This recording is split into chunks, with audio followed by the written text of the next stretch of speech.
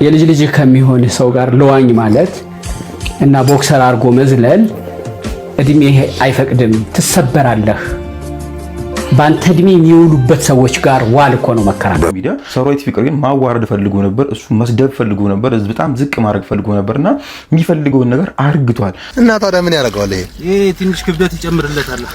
ኧረ ፋውል በቃ በየስራው ፋውል አይጠፋማ እንዴ! ግዴታ እኮ ነው እንዴ! ምን ሆነ ነው? በዚህ ልክ እንግዲህ እንዲህ ቪዲዮ እየተቀረጸ እንግዲህ ወንጀል የሚሰራበት ሀገር ግን ኢትዮጵያ ብቻ ናት ብዬ ነው የማስበውና አይዞህ ማምን ፈለገ ትልቅ ሰው ቢሆንም የፈለገ በጣም ብዙ ሰው ቢያቀውም በጣም ዝነኛ ቢሆንምና ለናቲው ምን ጊዜ መጻል ልጅ ነው፣ ለናቲው ምን ጊዜም ልጅ ነውና እናቲው በጣም ከባድ ስሜት ውስጥ ገብታ እያለቀሰች ነበርና በየእምነታችሁ እግዚአብሔር ጤና እንዲሰጠኝ ጸልዩ። አመሰግናለሁ። ማስተራብነት ለአንተ ይሄ አይገባም። ሁላችሁም በየሃይማኖታችሁ ጸሎት አርጉለት። ማስተራብነት እንግዲህ እንወዳለን። ፈጣሪ ጨርሶ ይማርግ። አዶናይ ከተፈታ በኋላ ምን አጋጠመው? ማስተራብነት እጅጉኑ በጣም ታሟል። ሁላችሁም በየሃይማኖታችሁ ለሱ እንግዲህ ጸሎት ማድረግ አለባችሁ። ሰራዊት ፍቅሬ እግረኛው ሚዲያ ላይ ቀርቦ እንግዲህ በጣም ብዙ ነገር እየተባለ ይገኛል። ስለ ጋዜጠኛ ሶፎንያስ ዋሲሁንና ስለ ፍሬዘርም አዲስ ነገር አለ። እሱንም የምነግራችሁ ነገር ነው የሚሆነው። እነዚህ ዛሬ ከምናወራባቸው ዋነኛ ጉዳዮቻችን ናቸው። ሰላም እንዴት ናችሁ ውድ ቤተሰቦቼ? ለዚህ ቤት አዲስ ከሆናችሁ ሰብስክራይብ አድርጉ። ቤተሰቦቼ ደግሞ እንደተለመደው ቪዲዮን ሲጀምሩ በላይክ መጀመራችሁ እንዳትረሱ። ወደ ቪዲዮ Okay, let's go.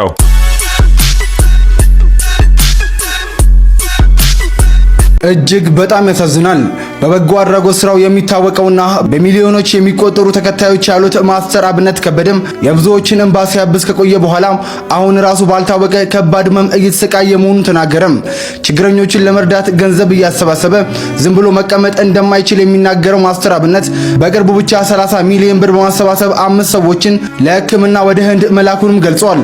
ሆኖም አሁን የያዘው ህመም በምርመራ የማይገኝና ራሱን እያጣና በስለንቦና እየተጎዳ መሆኑን ገልጿል።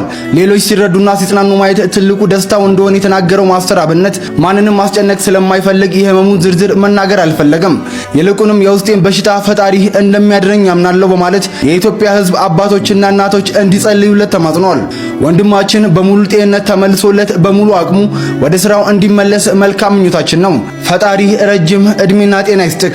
በቅርቡም ተሽሎክ እንደምናይክ ባለሙሉ ተስፋ ነኝ። በጣም ነው የሚያሳዝነው። እኔ ይሄን ዜና ሰማ የምሬ ነው የምላችሁ በጣም ነው ያዘንኩት። ምክንያቱም ማስተር አብነት እንግዲህ ያው እንደምናውቀው የድሆች አባት ነው።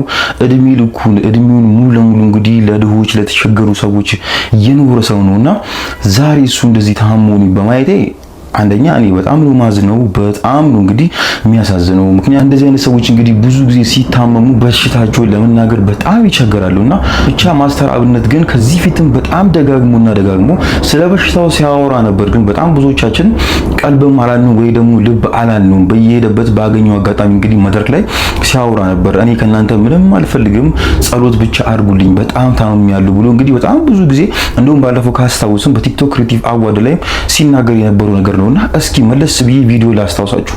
ክብሩን እግዚአብሔር ይውሰድ። አንድ ነገር ብቻ እንድታረጉልኝ ይጠይቃለሁ። እዚህ ጋር በጣም ብዙ ወጣቶች አላችሁ። ሁላችሁም በየእምነታችሁ እግዚአብሔር ጤና እንዲሰጠኝ ጸልዩ። አመሰግናለሁ። አያችሁ አይደለ? ሁሉ ጊዜ በየሄደበት ቦታ እንግዲህ እግዚአብሔር ጤና እንዲሰጠኝ ለምኑልኝ፣ በየሃይማኖታችን እንግዲህ ጸሎት አድርጉልኝ ብሎ ሁሉ ጊዜ ይናገራልና ብቻ አብነት በፊት የነበረው እንግዲህ የአካሉ ሁኔታና አሁን ያለው እንግዲህ ፈጽሞ ይለያያልና አሁን ከጊዜ ወደ ጊዜ እኔ ራሱ እንድንያየውበት በጣም እየቀነሰ በጣም እየከሳብኝ መጥቷልና እባካችሁን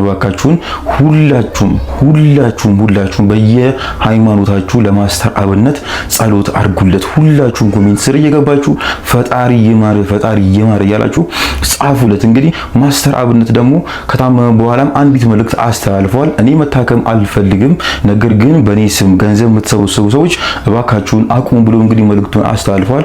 ማስተር አብነትን እናሳክማለን እያላችሁ ፌክ አካውንት ከፍታችሁ እንግዲህ ገንዘብ የምትሰበስቡ ሰዎች እባካችሁን አቁሙ። ይሄን ነገር ደግሞ ማድረግም እንደሌለባችሁ ማስተር አብነት ራሱን ወጥቶ ተናግሯልና ይሄ ነገር አቁሙ። እሱ ግን ምንድን ያለው አሁን በዚህ ሰዓት እኔ መታከም አልፈልግም ብሏል። ታመሙ ሰዎችን ማሳከም ነው እንጂ አሁን ለራሴ አልታከምም ብሏል። እንግዲህ እባካችሁን ለማስተር አብነት የምትቀርቡ ሰዎች የሱ ጓደኞች እባካችሁን ገፋፉትና እንዲታከም ማድረግ አለባችሁ። እሱ እንግዲህ ደጋግሞ እንዳወራው አሁን መታከም አልፈልግም ብሎ ነውና ያወራው። እባካችሁን እንዲታከም ለማድረግ እሞክሩ ብዬ እኔ መልእክቴን አስተላልፋለሁ። ማስተር አብነት የደሆች አባት እንግዲህ በሱ ምክንያት ያልሳቁ ሰዎች የሉም። በሱ ምክንያት እንግዲህ ያልተሻላቸው፣ በሱ ምክንያት እንግዲህ ያልሳቁ ሰዎች፣ የብዙዎችን ችግር የቀረፈ ሰው፣ የብዙዎችን እንግዲህ ሀዘን ወደ ደስታ የቀየረ ሰው ነውና ማስተር አብነት ለአንተ ይሄ አይገባህም። ሁላችሁም በየሃይማኖታችሁ ጸሎት አድርጉለት። ማስተር አብነት እንግዲህ እንወዳለን። ፈጣሪ ጨርሶ ይማርህ። እና አዶናይ እንግዲህ የታሰሩ ሰሞን ያው አንድ ፍሬዘር ፍቃዱ የሚባል ልጅ እንግዲህ ሶፎንያስን ያ ነገር እንደሆነ በማረጋገጡ ታስሯልና በጣም የገረመኝ ነገር ምንድነው የወንጀለኛው ዋናው ሰውዬ ዋናው ካራክተር ሳይታሰር አጋላጩን ወይ ደግሞ ይሄ ነገር እንግዲህ ሶፎንያስ ያ ነገር ነው ብሎ ያጋለጠው ልጅ ታስሯልና ይሄ ትንሽ በጣም ነው የሚገርመው፣ በጣም ነውና የሚያሳዝነው። ምክንያቱም ከዚህ ሰዓት በኋላ እንግዲህ ማንም ሰው ደፍሮ እንግዲህ ኢትዮጵያ ውስጥ እሱ ነው ለመጀመሪያ ጊዜ የነዛን ነገሮችን በግልጽ እንግዲህ እነዛ ነገሮች ብዬ ማውራው ስማቸው መጥራት ስለማልችል ነው። ስማቸውን ከጠራው እንግዲህ ሙሉ ለሙሉ አካውንቴ ባን ስለሚሆን ያ ነገር ናቸው ብዬ ነው ማውራውና እነዛን ነገሮች በግልጽ እንግዲህ ተፋልሞ ጦርነት ከፍቶ ብቻውን ነው እንግዲህ ያጋለጠው ልጁና ኢትዮጵያ ውስጥም ለመጀመሪያ ጊዜ ነው እንደዚህ አይነት ነገሮች እንግዲህ ሲጋለጡ በሙሉ መረጃና ማስረጃ እንግዲህ ሲጋለጡ በተለይ የልጁ ሙሉ ዩቲዩብን ካያችሁት እንግዲህ ሙሉ ለሙሉ ያው ከየት ተነስቶ የት ድረስ እንግዲህ እንዳደረሰው ግልጽ ነውና በጣም ያስገረመኝ ነገር ምንድነው ይሄ ልጅ መታሰሩ ትንሽ በጣም ነው የሚያስገርመው። ምክንያቱም ከዚህ ሰዓት በኋላ የሆነ ሰው እንኳን ራሱ እንደዚህ አይነት አስጸያፊና ቆሻሻ እንኳን ድርጊት ቢፈጽም ካሁን በኋላ እንግዲህ ሰው ደፍሮ እነሱን ግልጽ አያደርጋቸውም ወይ ደግሞ ሰው ደፍሮ እነሱን ለመንግስት ወይ ደግሞ ለፖሊስ አሳልፎ አይሰጣቸውም። ምክንያቱም አሳልፎ ከሰጠ ያ ሰው እንደሚታሰር ስለሚያውቅ ይፈራል ማለት ነው። ብቻ እንግዲህ ልጁ መታሰሩ አይከፋም። ምክንያቱም ፖሊስ የራሱን ነገር አጣርቶ እንግዲህ መርምሮ ልጁ ወንጀለኛ ከሆነ ካልሆነም ይለቀዋል። ነገር ግን ልጁ ለምን ታሰረ ሳይሆን ሶፎንያስ ራሱ አምኖበት እንግዲህ ካለበት አካባቢ ሸሽቶ ሌላ ሀገር ገብቶ በዛ ላይ እንግዲህ ጥፋቱን አምኖ ጸበል ገብቶ ንስሐ ገብቶ ወይ ደግሞ አሻም ቲቪ ከሚሰራበት እንግዲህ ቻናል ከሰራ ቦታው እንግዲህ አሻም ቲቪም ጥፋቱን አምኖ አባሩት እስከ አሁን ድረስ ያ ልጅ ብቻ እንግዲህ ታስሮ መቆየቱ ትንሽ በጣም ነው የሚያሳዝነው። ምክንያቱም ወንጀለኛ እስከሆኑ ድረስ ሁለቱም ታስረው ለጥያቄ ቀርበው እንግዲህ ሁለቱም ላይ ምርመራ ቢደረግ ጥሩ ነው ባይለኝ። እስኪ እናንተ በዚህ ዙሪያ ያላችሁን ሀሳብ ኮሜንት ላይ በደንብ አስቀምጡልኝ። ፍሬዘር ወይ ደግሞ ሶፎንያስን ያጋለጠው ልጅ ታስሮ ሶፎንያስ ግን አለመታሰሩ ይሄ ነገር አግባብ ነው ወይስ አይደለም የሚለው ነገር እስቲ ሀሳባችሁን ኮሜንት ላይ በደንብ አስቀምጡልኝ። ሌላው ደግሞ ምንድነው በጣም መነጋገሪያ የነበረው ርዕስ ምን ነበረ? ሰራዊት ፍቅሬ እግረኛው ሚዲያ ላይ እንግዲህ ቀርቦ በጣም እንግዲህ መነጋገሪያ ሆኖ ነበር። በጣም ብዙ ሰው ሰራዊት ፍቅሬ እግረኛው ሚዲያ ዘረረው አዋረደው ብሎ እንግዲህ በጣም ብዙ ነገር እያወሩ ይገኛሉ። እስኪ ከተነጋገሩት ኢንተርቪው ጥቂቱን ልጋብዛችሁና ከዛ በኋላ እኛንም ሀሳብ እናስቀምጥበታለን። የልጅ ልጅ ከሚሆን ሰው ጋር ለዋኝ ማለት እና ቦክሰር አድርጎ መዝለል እድሜ አይፈቅድም፣ ትሰበራለህ። በአንተ እድሜ የሚውሉበት ሰዎች ጋር ዋል እኮ ነው መከራ። በፍጹም ልጅህ ጋር አይደል የምትዋኘው? ችግር አለው። ትዋኛለህ ታይም እንደ በየዋኛው ቤት ሂድ እስቲ። ሽማግሌ እኮ ልጁን ሲያስዋኝ እኮ ነው እንዳይሰምጥ፣ ነገ ወንዝ እንዳይወስደው፣ ውሃ እንዳይወስደው እያንሳፈፈ የሚያስዋኝ እኮ አያቱ ወይም ቅድመ አያቱ ነው። አንለሳው ዘራይስ መዋኘት እስካልቻለ ድረስ እሱ መጀመሪያ ማውስ መግባት የለም። አሁን ያለው በፖለቲካውም ያሉት በቢዝነሱም ስም ያላቸው ሰዎች ብዙ ጊዜ መዋያ ድርጅትን ማስተዋወቅ፣ ፖሊሲያቸውን ማስተዋወቅ፣ ኢቭን መንግስትም ሶሻል ሚዲያውን ይጠቀማል በደንብ። በሶሻል ሚዲያው ያሉ ሰዎችን ያከብራል፣ ይቀርባል። ይሄ አሁን በስልጣን ላይ ያለው የብልጽግና መንግስት ከሰራዊት ፍቅሬ ጋር እንደ ኢህአዴግ አይደለም፣ ራቅ ብሎታል።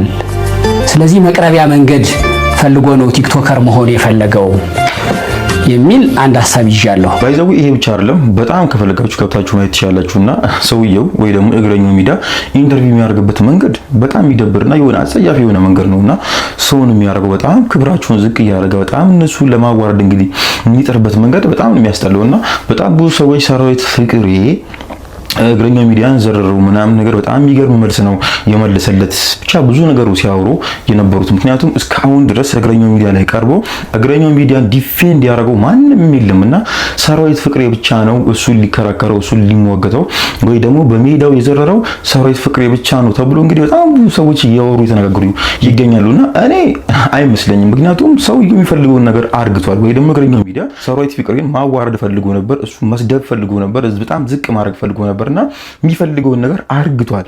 ሰዎች ላይ እንግዲህ መጫር የፈለገውን ነገር ጭሯል ብዬ ነው ማሰቡና ያሰበውና ያቀደው ዓላማ በሚገባ አሳክቷል ብዬ ነው ማምኑ። ማን እግረኛው ሚዲያ ሰራዊት ፍቅሬን ሊያዋረደው ሰራዊት ፍቅሬን እንግዲህ አንገቱን ሊያስደፈውና በጣም እንግዲህ ዝቅ ለማድረግ ሞክሮ ነበር፣ ተሳክቶለታል። ሰራዊት ፍቅሬ እንግዲህ የራሱ መልስ መልሷል። አዎ መልሷል። ግን ያ እንደዚህ ራሱ ማለት እንደዚህ ራሱ መሆን አልነበረበትም። አንዳንድ ጊዜ ሰራዊት ፍቅሬ እንግዲህ እኔ እንኳን ራሱ ልጅ ሆኜ በጣም እናከብሩ በጣም ሌጀንድ የሆነ ሰው ነውና አንዳንድ ጊዜ እንደዚህ አይነት ሰዎች የሚቀርቡበትን ቦታ አያውቁም ብዬ ነው ማስበው። ማለት የትኛው ሚዲያ ነው እስቲ ማለት እኔ ብቀርብ አሁን መጠነኝ ሚዲያ ካለኝ ስታተስ ካለኝ እንግዲህ አቋም ጋር ለኔ የሚገባኝ ሚዲያ የትኛው ነው ብሎ እንግዲህ መምረጥ እንግዲህ ሳይከብዶ አይቀር መሰለኝና እግረኛው ሚዲያ ላይ በጣም ብዙ ሰዎች ሰራዊት ፍቅሬ አልተዋረደም ታላችሁ እንጂ በጣም ነው የተዋረደው። በጣም ነው ራሱን ዝቅ ያደረገው። በጣም ነው እንግዲህ ሰውየው የሚፈልገውን ነገር አርግቷል። እሱ መስደብ ፈልጎ ነበር፣ እሱ መተቸት፣ እሱ ማዋረድ ፈልጎ ነበር። በደንብ ነው ያሳከው ለራሱ። ሰራዊት ፍቅሬም እንግዲህ በተቻለ አቅም የራሱን መልስ መልሷል። ለኔ የሰራዊት ፍቅሬ መልስ ጥሩ መሆንም መጥፎ እሱ አይደለም ዋናው። ማለት እስከ ጥግ ድረስ መልስ ሊመልስለት ይችላል። ግን እግረኛው ሚዲያ የሚፈልገውን ነገር እንግዲህ አድርጓል ብዬ ነው ማምነው። ሰራዊት ፍቅሬን ለማዋረድ ፈልጎ ነበር፣ እንግዲህ ያዋርዱታል። ሰራዊት ፍቅሬን ዝቅ ለማድረግ በጣም እንግዲህ ለማንቋሸሽ ፈልጎ ነበር፣ ተሳክቶለታል። ብቻ ለማንኛውም እስኪ እናንተ ያላችሁን ሀሳብ በደንብ ኮሜንት ላይ ጻፉልኝ። እናም ደግሞ ከዚህ ኢንተርቪው በኋላ በጣም ብዙ ሰው እግረኛው ሚዲያውን በጣም እየሰደቡት በጣም እንግዲህ እየተቹትም ይገኛሉ።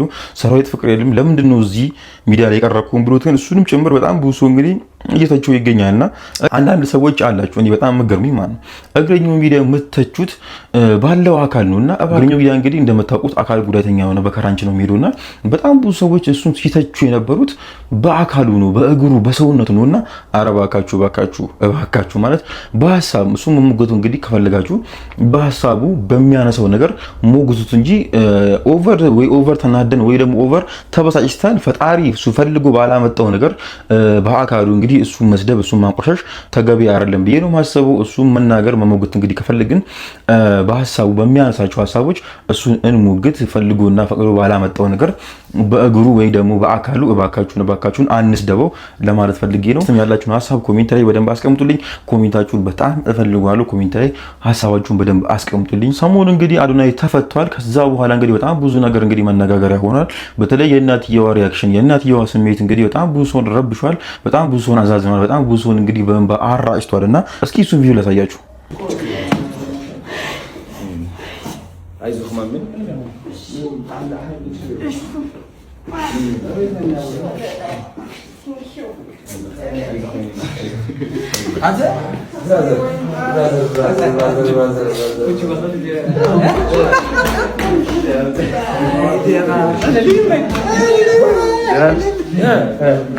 ይህ ቪዲዮ እንግዲህ በጣም ብዙ ሰውን ሲያስለቅስ ነበር። በጣም ብዙ ሰውን እንግዲህ ትልቅ ከባድ የሆነ ስሜት ውስጥ ከቶ ነበረ።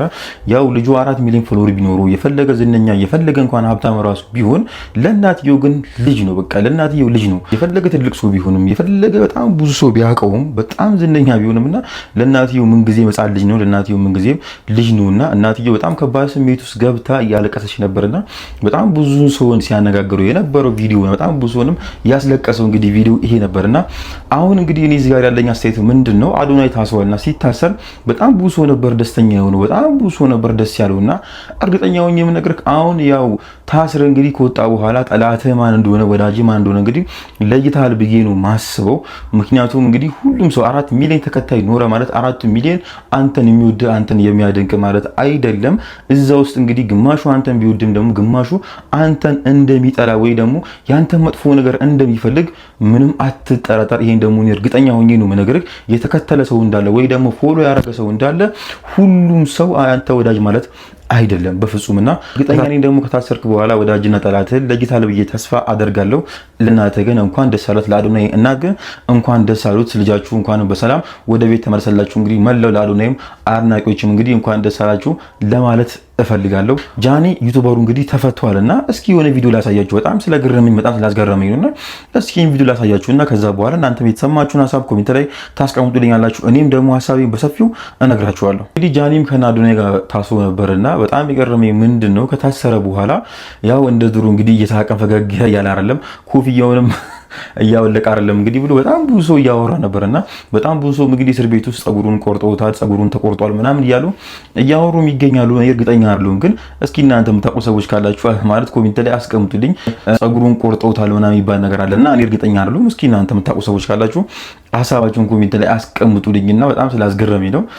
ጸጉሩ ግን ከተቆረጠ በጣም ነው የሚጀብረው። ብቻ ለማንኛውም እስቲ ወደ ቀጣይ ቪዲዮ ምን እያረከው ነው ክሰሉን? አባዬ እንደዚህ ማድረግ ያልተቻለም የከሰሉ ውድነት እኮ ሰማይ ወጥቷል። እና ታዲያ ምን ያደርገዋል? ይሄ ትንሽ ክብደት ይጨምርለታል። ኧረ ፋውል በቃ በየስራው ፋውል አይጠፋማ እንዴ! ግዴታ እኮ ነው እንዴ! ምን ሆነ ነው? እኔ ግን ማለት አሁን እናንተ ግን ሃይማኖት አላችሁ ማለት የምታመልኩበት የሆነ ማለት አምላኬ ነው ብላችሁ እንግዲህ የምታምኑበት የሆነ ሃይማኖት አላችሁ። እኔ በጣም ስለገረመኝ ነው በዚህ ልክ ግፍ በዚህ ልክ እንግዲህ እንዲህ ቪዲዮ እየተቀረጸ እንግዲህ ወንጀል የሚሰራበት ሀገር ግን ኢትዮጵያ ብቻ ናት ብዬ ነው የማስበውና በጣም የገረመኝ በጣም ነው ያፈርኩትና ኪሎ እንዲጨምር ብላችሁ ውሃ በዚህ ልክ ጨምር ከዛ በኋላ እሺ ማን ለመጉዳት ነው? አንድ ኩንታሌ እንግዲህ 3 ኪሎ 2 ኪሎ ጨምረ ምን ያደርግልሃል? የዛ ብር መርፍ እንኳን ራሱ መጣቆ የሚባል እኮ 200 300 ብር ቢሆንና በዚህ ልክ እንግዲህ ኢትዮጵያ ሕዝብ ላይ ግፍ መፈጸም በዚህ ምንም አያመጣም ብሎ እንዲህ ቪዲዮ እየቀረጹ እንደዚህ ማድረግን ጥሩ ነው? እስኪ እናንተ ማለት እኔ በጣም ስላስገረመኝና በጣም ስላናደደኝ ነውና እናንተ ግን ይህን ግፍ እየሰራችሁ እንደዚህ አይነት ወንጀል ግን እየሰራችሁ ግን ማለት ሃይማኖት አላችሁ ነው የምትፈሩት ፈጣሪ ግን አላችሁ ማለት እኔ በጣም ስለገረመኝ ነው። የምትፈሩት ፈጣሪ የምታመልኩት አላችሁ ግን ምን ብላችሁ ለሱስ ምን ብላችሁ ነው? እኔ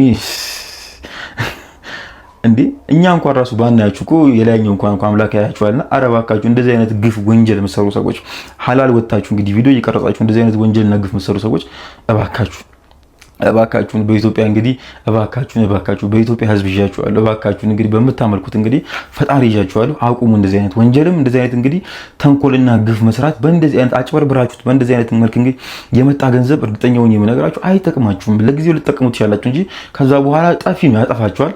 እባካችሁ እንደዚህ አይነት በየንግድ ውስጥ ይሄ ብቻ አይደለም ሌላም እንግዲህ ወንጀል ግፍ የምትሰሩ ሰዎች እባካችሁ የኢትዮጵያ ሕዝብ አሁን ባለው የኑሮ ውድነት የተማረረው ይበቃዋልና እባካችሁን ለፈጣሪው ላችሁ አቁሙ። Today we are about to meet someone who is Lisa's mom, she said. So we're gonna meet her and we're gonna discuss about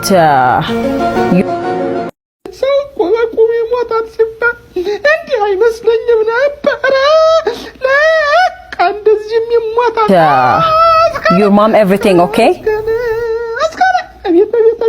አፈልቼ ነበር ቆሞብኝ ሰጡኝ። ይህ ቪዲዮ እንግዲህ ሰሞኑ በጣም እየተዘዋወረ ይገኛል። እኔ ምንድነው በጣም ያስገረመኝ ነገር ቢኖር ኢትዮጵያ ውስጥ የሆነ እንግሊዘኛ ማውራት በጣም በቃ እንደ ትልቅ የሆነ ፒኤችዲ የሆነ እንግሊዘኛ የሚያወራ ሰው እንግዲህ ካየን የሆነ በቃ ፒኤችዲ ወይ ደግሞ ማስተርስ እውቀት ያለው ነውና የሚመስለኝ በጣም ነው የሚያስገርመኝ ይሄ ነገር። እኔ ልንገራችሁ አይደል እንዲሁም ኢትዮጵያ ውስጥ ብቻ ነው ያለው እንጂ እርግጠኛው የምነግራችሁ ሌላ ሀገር እንግሊዘኛ መናገር ሌላ ሀገር እንግሊዘኛ ማውራት የሆነ እንደ ትልቅ ነገር አይታይም ብዬ ነው ማለት ነው። አሁን ብራዘር የዛሬ 5 ዓመት 6 ዓመት ቻይና ነበርና አይደለም እንግሊዘኛ ሊናገሩ ቀርቶ እንግሊዘኛ ራሱ ቋንቋ እንደሆነ ወይ ደግሞ እንግሊዘኛ ራሱ ምን እንደሆነ የማያውቁ በጣም ብዙ ቻይና ዜጎች አሉና የሚከለከለባቸው የእነሱን ቋንቋ ብቻ ለማሳደግ በጣም የሚጥሩ በጣም ብዙ ሀገራት አሉና ይሄ ነገር ግን ወደኛ ሀገር ሲመጣ በጣም ሊገርም አንድ እንግሊዘኛ የሚያወራ ሰው በጣም አዋቂ ነው፣ በጣም ትልቅ ሰው ነው፣ በጣም ይከበራል። ተሳስቶ ደግሞ የሆነ አንድ እንግሊዘኛ ደግሞ የማያወራ ሰው ደግሞ ከተገኘ ያ ሰው በቃ በጣም ነው የሚሳቅበት፣ በጣም ነው የሚላገጥበት። በተለይ እንደዚህ ሚኒስትሪ ሚዲያ ላይ የሚሰሩ ሰዎች በጣም ታዋቂ ሰዎች ደግሞ ሆኖ እንግሊዘኛ ካልቻሉ በጣም ከባድ የሆነ ጫና ነውና የሚደርስባችሁ። እባካችሁ እንግሊዘኛ ቋንቋ የእውቀት መለኪያ አይደለም። ብቻ ለማንኛውም ይመቻችሁ። እስካሁን ድረስ ከኔ ጋር ከነበራችሁ ለዚህ ቤት አዲስ ከሆናችሁ ሰብስክራይብ አድርጉ። ቤተሰቦቼ ደግሞ እንደተለመዱ ቪዲዮውን ላይክ ማድረግ እንዳትረሱ። ይሄ ቪዲዮ ዛሬ ቢያንስ 200 ላይክ ይገባዋል። ለዛሬው ያዝነው ቪዲዮ ይሄን ይመስል ነበር። ቀጣይ በአዲስ ቪዲዮ እስከምንገናኝ ድረስ ባይ ባይ። Okay, let's go.